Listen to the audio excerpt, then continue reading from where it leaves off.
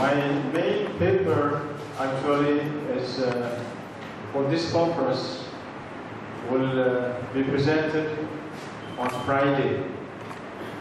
Today I have been asked by Father Jacob to speak on the relationship and the connection between Ethiopic and Syriac traditions.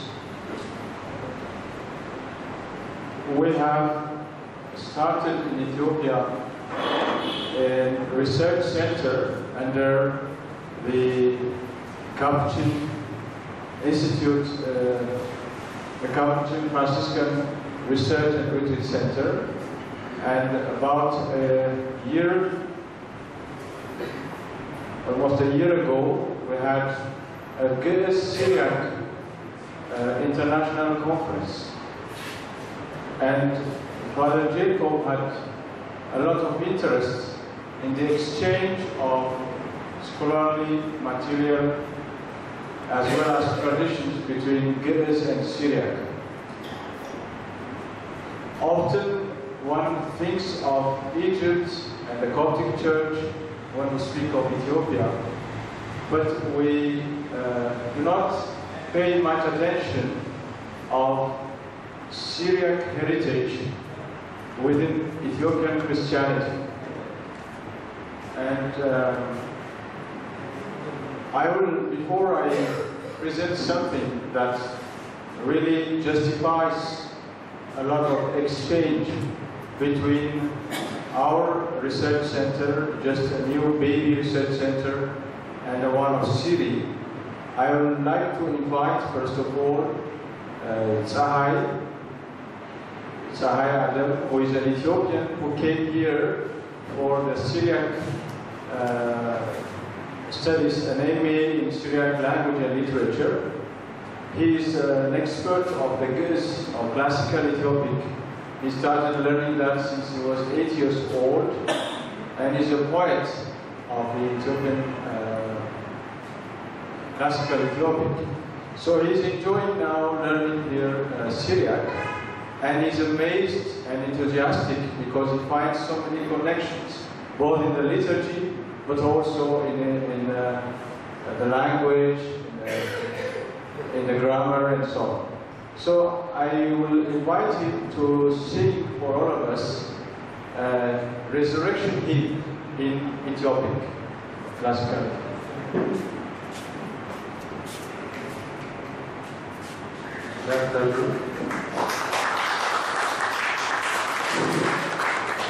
First of all, I would like to thank Father Jacob Kamparati, the director of Seeri, for inviting me to study Syriac language. And I would like to thank Father Daniel and Dr. Arab Suman for arranging my scholarship to study here.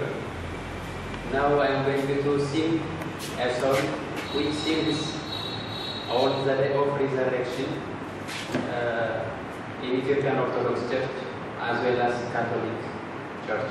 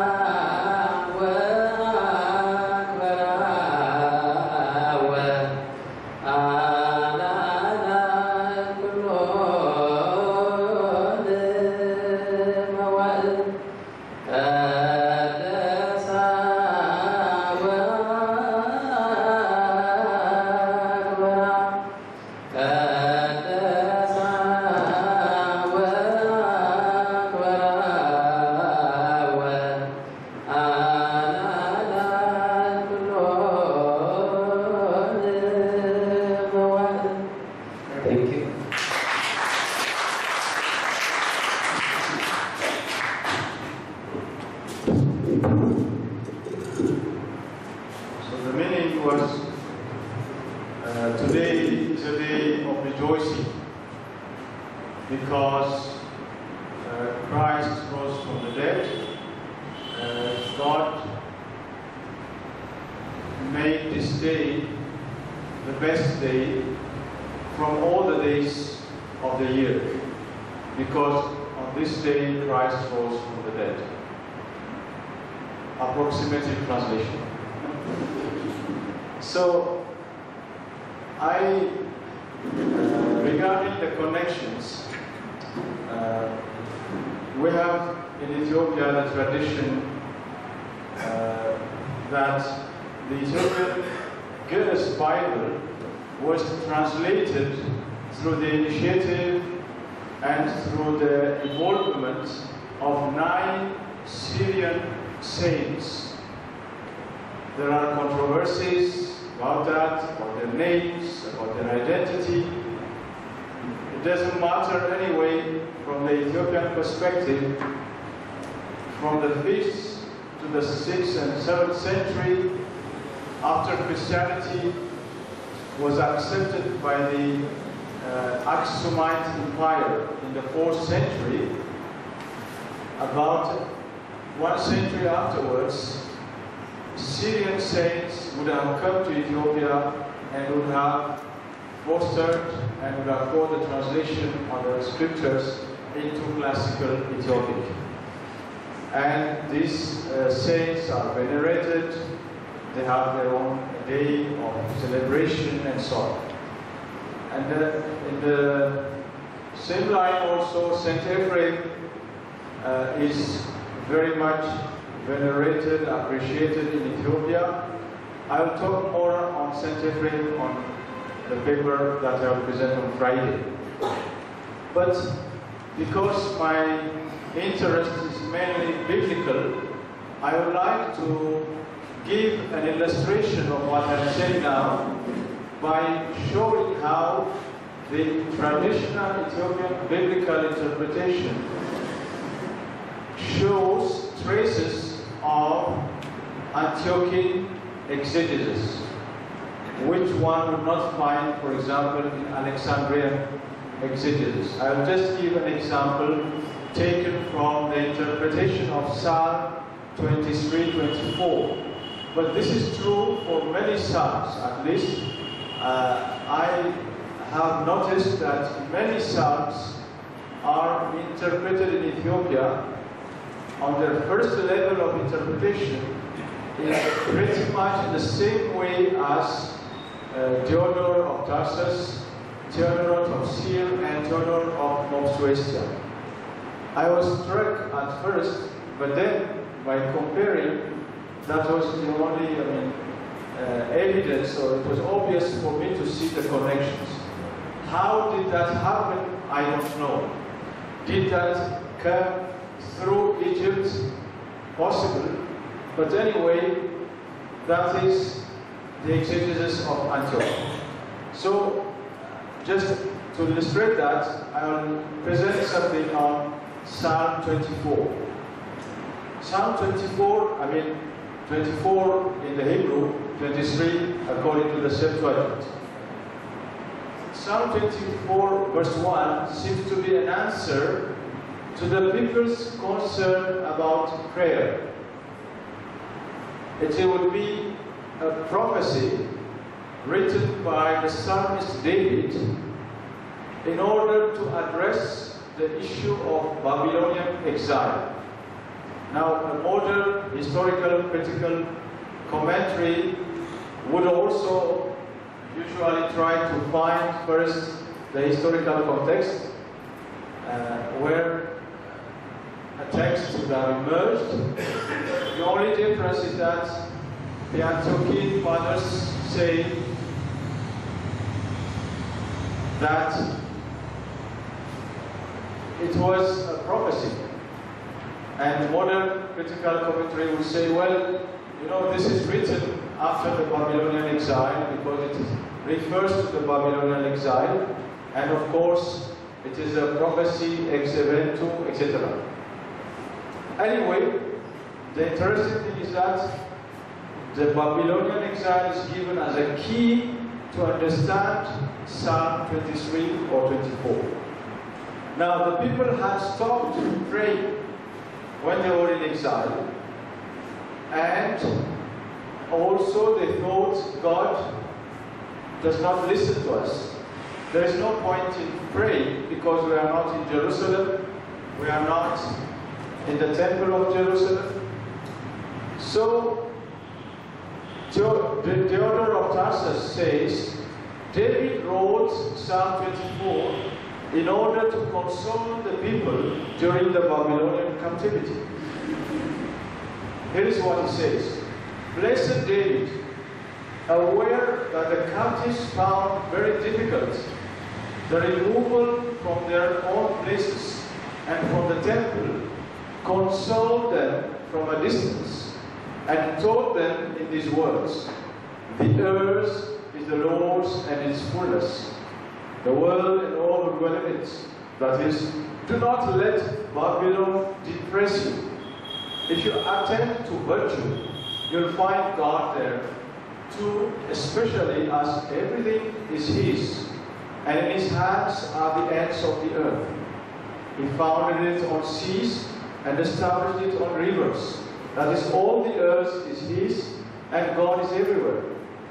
He directs attention, notes to the power of God, as if saying, how can He not be everywhere, who thus put it between waters, some in marshes, some in rivers, and in many other places, and maintains its being. So this is what Theodore of Tarsus says. He says, you should not be depressed because you are in exile. After all, everything belongs to God, including Babylon. So feel at home. So according to Theodore of Tarsus, David would have written this foreseeing the exile. Similarly, for Theodore of Suestia, David wrote Psalm 24 in order to encourage the people to virtue. Verse 1 were written to correct a mistake of the Jews who used to think that God is in Judea, and that one could not properly worship God in a foreign land. Therefore, Theodore of Suestia refers to Psalm 137 verse 4 in order to illustrate the case. How could we sing the Lord's song in a foreign land? For Theodore of Tarsus and Theodore of Suestia, the traditional as well as the traditional Ethiopian biblical interpretation called Andemta, verse 1 of Psalm 24 is an answer to this question. How could we sing the Lord's song in a foreign land? In the Ethiopian commentary, the theme is more developed, but it's the same theme. One finds even an interesting scenario. The priests and the prophets who were in exile had noticed that the people had stopped to pray. In fact, the former had warned the people against the temptation to idolatry. Now the priests and the prophets, seeing that the people went too far by stopping to pray, decided to explain their warning. They did not mean to prohibit any kind of prayer. One ought to distinguish between prayers that demand worship in the temple and prayers fitting to any context. One has the right and even the duty to pray anywhere, including Babylon, because the earth and its fullness belong to the Lord. Thus, the two Antiochian fathers and the Andemta commentary give so far a historical interpretation to Psalm 24 verse 1. John Chrysostom is also inspired by verse 24 verse 1, but for another reason, namely for his personal life. Given that the earth belongs to the Lord, he would not fear exile.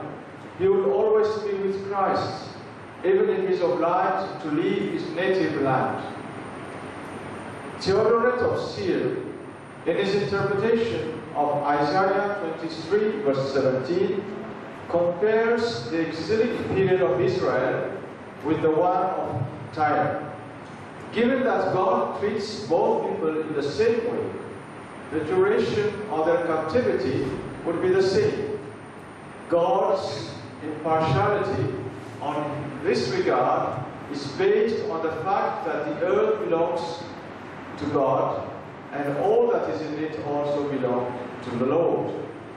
It is, however, important to note that St. Paul, well before these church fathers, has applied Psalm 24 verse 1 to his own context in connection with food available on the market. Eat whatever is sold in the meat market without raising any question, on the ground of conscience, for the earth and its fullness are the Lord's. 1 Corinthians 10, 25-26. Theodore of Mopsuestia associates verse 7 with the joy of the return from the Babylonian exile. Now I pass to verse 7. I have to run. David is therefore describing what happens when the people reach the city of Jerusalem. Theodore says, David describes the joy of those returning, using the words those entering Jerusalem after a long time would have used. Lift up gates, you rulers. Be lifted up, eternal gates, and the King of glory will enter. As though God were leading them, cancelling the captivity, making the captives victorious, and entering a splendid city with a display of trophies. The populace are bidden, lift up gates, you rulers. He calls eternal, the gates closed for a long time. And since such verses had to be recited antiphonally, one group responds in the form of a question. Who is the King of glory? The other group answers in turn, a Lord mighty and powerful, a Lord powerful in war. Other people naturally also take up the same motive, saying, lift up gates, you rulers. So let it happen. Be lifted up, eternal gates, and the King of glory will enter. In turn, those who ask the first question ask again, who is this King of glory? They are thus right in replying from the evidence of the events, or crying aloud, the Lord of hosts, he is the King of glory. According to Theodore of Mopsuestia, the princes or the rulers who are supposed to raise the gates are priests and leaders of the people. For the Ethiopian Andunta commentary, they are the princes are priests and prophets. Priests and leaders for Theodore of Mopsuestia, priests and prophets for the Ethiopian tradition.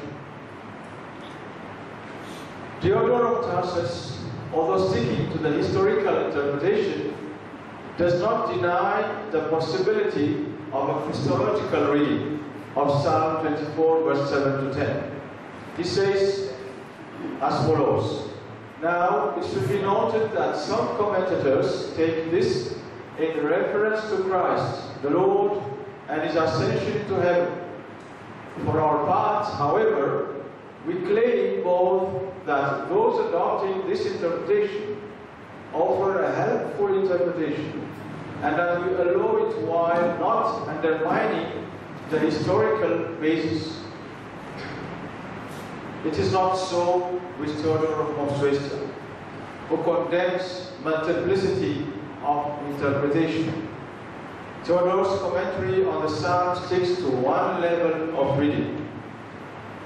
On the commentary of Psalm 71, 72, Theodore strongly criticizes a multiple reading which suggests a reference both to the King Solomon and to Christ. For him, if a psalm refers to Christ, it should exclusively refer to Christ. When we look at the Ethiopian commentary and we take verse 7 of Psalm 24, we've got 9 interpretations or 9 meanings. And out of these 9 meanings, the first 3 correspond very much with the Antiochian fathers, Theodore of Tarsus, Theodore of Syria, and Theodore of Mopsuestia. But the other interpretations are more metaphorical and allegorical and fit much better with the Alexandrian interpretation. So it seems that the Ethiopian tradition has combined both, has taken the, let's say, the historical interpretation or the literal interpretation of Syria or Antioch, as well as the allegorical interpretation of the other church fathers. Yet, it always starts with the historical or the literal interpretation. All over the Psalms, you have first the historical reading, the literal reading, and only afterwards, at higher levels, or spiritual meaning, or the deep, hidden meaning, comes the allegorical interpretation. So this is only for the Psalms, but if we read the works of Roger Cowley, who worked very much on Ethiopian biblical interpretation, he concludes that basically the Ethiopian biblical interpretation has a lot to do with Antiochian interpretation more than with Alexandrian interpretation. Perhaps not everybody agrees with that, but anyway, Roger Cowley, who studied for many years this issue and was studied many biblical texts, concludes that there is a lot of connection between Ethiopian and Syrian biblical interpretation. I want to finish by referring to also Ralph Lee, a scholar from the UK, who wrote his dissertation on common themes between Saint Ephraim and the Dugua, the Ethiopian antiphonary attributed to Saint Yared, and he had tried to show that there is a lot of connection between Syrian symbolism or Saint Ephraim's symbolism and Ethiopian symbolism on some themes, biblical themes. I stop here if you have questions.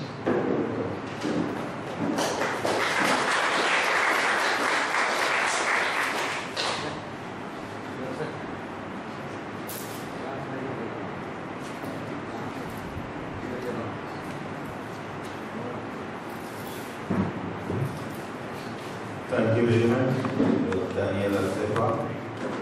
Now it is time for questions and comments.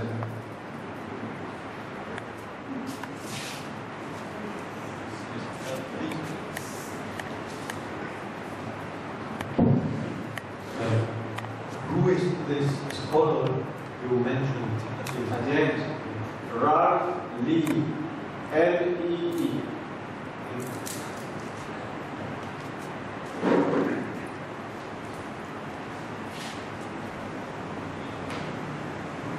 Well, you mentioned the combining of the Antiochian and the Syrian biblical interpretation. When did this take place? Because, to my knowledge, that's the commentaries and Amharic, isn't it? Sorry? Yeah, the commentaries are in Amharic, so it should be rather late, isn't it? Okay. The question has to do with the interpretation in Ethiopia. The current interpretation, those who are published, especially in Ethiopia, are the interpretations are written in Amharic. This goes back to the 18th, mainly the 18th century. but they rely on Ge'ez commentaries, which are not, for the most, not yet published, but they go back. There are Ge'ez commentaries which go back to more ancient time. I'm not sure, later on I think. But many think about, especially the 14th, 15th century, and they refer especially to a commentary of, in Arabic, of Abu Faraj, that would have a lot of material from Theodore of Suestia. Having said that, we should not deny that in the manuscript tradition, there are also notes and interpretations which are typically Ethiopian. And even here, even if you find traces of Theodore of Suestia and Theodore of Tarsus, it's not just a copy. It's always also creative. It follows the structure or the principle, but it's very indigenous also. Why do you think Ethiopia was very at home with both the Antiochian and Alexandrian methods of interpretation? As I said, I did not expect first to find this, and among other big persons, I have met some scholars who used to say, almost whatever you find in Ethiopia, if it comes from abroad, it must have come from Egypt. Therefore, you have always to look for Egypt and the Coptic tradition. There is something, it's true in one way, but at the same time, you have got some material which you cannot perhaps explain through Egyptian sources. So at this moment, I'm not sure which interpretation has more influence. I have met two different scholars. One says Alexandrian allegorical interpretation is more important for Ethiopia. Roger Cowley, as I said, has, for him, the Syriac interpretation has more importance. At least for the Psalms, it's clear. I mean, you can see that at the beginning, the first levels of interpretation are Antiochian. But at this stage, I cannot say really which one is more frequent and has more influence on Ethiopian interpretation. This is to say that you have got a lot also of allegorical interpretation, even in the Psalms and in the other books. You find a lot of ideas similar to St. Ambrose, to Augustine, to Justin the Martyr, on this side itself. Clement of Alexandria, and Irenaeus of Lyon, etc. On the one hand, I agree with you that you stress the influence from the East Syrian Christianity, but on the other hand, there's a historical evidence. West Syria came to Ethiopia, I think in the 6th century, for a wise man from the sages from the West Syrian church. So, did you find any evidences, influence from the West Syria rather than East Syria? For the time being, I don't know. I really don't know. I cannot, I'm not sure whether one can prove that or disprove it. I don't have, I'm not saying that. I really don't know. There's quite a good explanation of how the anti-imperial reached the Anglophone commentaries.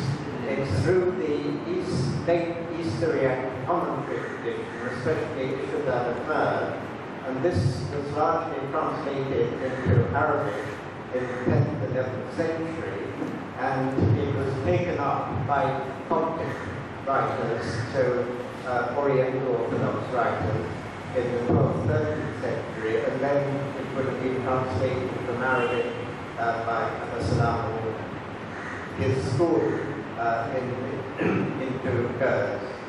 And if you look at, say, Shudan, who has the fullest commentaries that recently been published, there is quite a lot of for allegorical material as well. So it could be that some of the allegorical material also has an East Syriac origin. So that implies really an indirect influence. So that does not, of course, cancel the need of connections and studies, but at the same time, one can explore whether there were some direct connections to monastic tradition or some kind of connections in the history. That needs to be studied too, I think.